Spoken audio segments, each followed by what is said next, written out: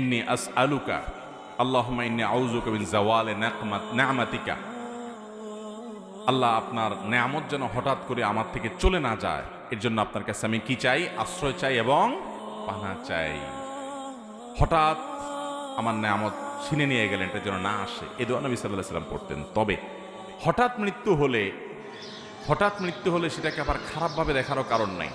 কেউ অ্যাক্সিডেন্টে মারা গেছে, পানিতে পড়ে ডুবে মারা গেছে, আগুনে পুড়ে মারা গেছে, কোন একটা বিপদে পড়া মারা গেছে, হঠাৎ মরে গেছে, এটাকে খারাপ মনে করার কোনো কারণ নাই। এটা নির্ভর করে ব্যক্তির আমল কি।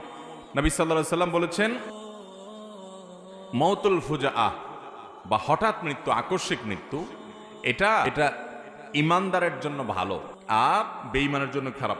ইমানদারের জন্য ভালো এজন্য যে সে তো জান্নাতি, মানে মুত্তাকি জান্নাতি মানুষ, যে তার যদি হঠাৎ মৃত্যু হয়ে যায় তাহলে সে দুনিয়া থেকে হঠাৎ করে সে জান্নাতের নেয়ামতের মধ্যে ঢুকে গেল, এটা তার জন্য ভালো। আর যদি কেউ জাহান্নামী হয় তার জন্য হঠাৎ মৃত্যু খারাপ, কারণ সে হঠাৎ মৃত্যুর মাধ্যমে দুনিয়াতে যেটুকু নেয়ামত ভোগ করছিল সেটুকুও তার হাতছাড়া হয়ে গেল। এই জন্য হঠাৎ মৃত্যুটাকে আমরা গণহারে খারাপ মনে করার কোনো কারণ নাই। তবে হ্যাঁ, প্রস্তুতিমূলকভাবে দুনিয়া থেকে যেতে পারবো, আল্লাহর কাছে তওবা ইস্তেগফার করব, দোয়া দুরূদ করব, সেই চেষ্টা একজন ইমানদারের থাকবে।